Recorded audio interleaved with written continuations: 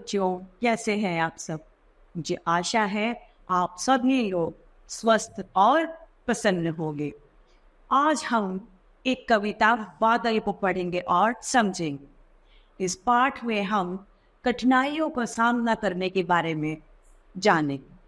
तो आइए इस पाठ को हम विस्तार से देखते हैं, जो है हमारा पाठ 10 बादल भैया। अब ये कहता है, बादल भैया बहुत हुआ, कीचड़ कीचड़ पानी पानी, याद सभी को आई नानी, सारा घर दिन रात चुए, जाए कहाँ कहाँ पर खेलने। अब ये कह रहा है बादल जो वर्षा करते हैं, अब बादल भैया बहुत हो गया, आपने बहुत ज्यादा वर्षा कर दी।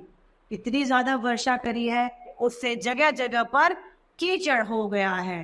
पानी की मात्रा मिट्टी में ज्यादा हो जाए तो वो कीचड़ का रूप ले लेती है। वो कीचड़ हर जगह हो गया है, सभी को बड़ी परेशानी हो रही है। अगर कोई कीचड़ में चला और उसका पैर फिसल गया तो वो गिर जाएगा। तो सभी को दिक्कतों का सामना करना पड़ रहा है।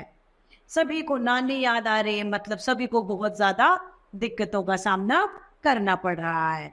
सारा घर चू रहा है, मतलब सारे घर की छतों में से पानी टपकने लगा है।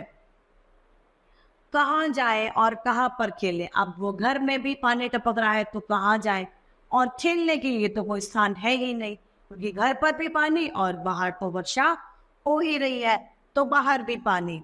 तो आखिर बच्चे जाए कहाँ? अब कहता है, घर में फंसे बोरियत झेले, जो पिंजरे में मौन सुआ। अब कहता है अब हम घर में फंस गए हैं, कहीं भी नहीं जा रहे और उससे हमें बोरियत हो रही है, मतलब जिससे हमारा मन उदास हो रहा है। कुछ करने के लिए हमारे पास बचा ही नहीं। अगर वर्षा नहीं हो रही होती तो बाहर जाके मैदान में बच्चों के अपने मित्रों के साथ जाकर हम खेलते, लेकिन अब हम बाहर भी नहीं जा सकते क्योंकि बारिश है, कीचड़ है। हम पिंजरे में कैद जैसा महसूस कर रहे हैं। कैसा महसूस कर रहे हैं?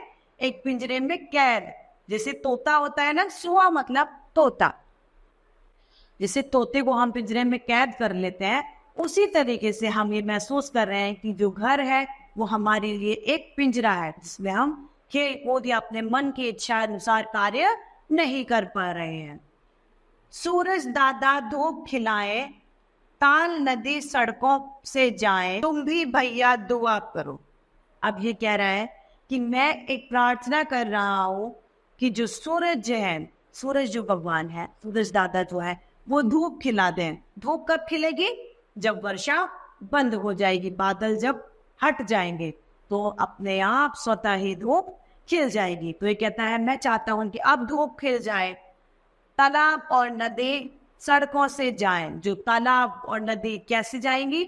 तालाब भर चुके हैं, उनमें पानी बहुत ज्यादा हो गया, जलस्तर बढ़ गया है, जिससे सड़कों पर भी पानी भर गया है, जल भराव हो गया। अब वो जल भराव वापस हट जाए और सड़कें जो है पुनः पहले जैसी साफ सुथरी सूखी हो जाए, जिससे हम बाहर जा सकें।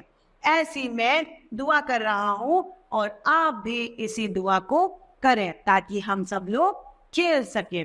आइए इस कविता को एक बार फिर से एक साथ पढ़ते हैं। बादल भैया बहुत हुआ, कीचड़ कीचड़ पानी पानी, याद सभी को आए नानी, सारा घर दिन रात चुए, जाए कहाँ कहाँ पर खेलने, घर में फंसे बोरियत झेलने, ज्यों पिंजरे में मौन सुआ, सूरज दादा धूप खिलाए, ताल नदी सड़कों से जाए, तुम भी भैया दुआ करो। इस तरीके से हमारा पाठ बादल भैया समाप्त होता है। मुझे आशा है आप सभी को ये कविता भली भांति रूप से समझ में आई होगी। तो आज के लिए इतना ही, फिर मिलते हैं। धन्यवाद।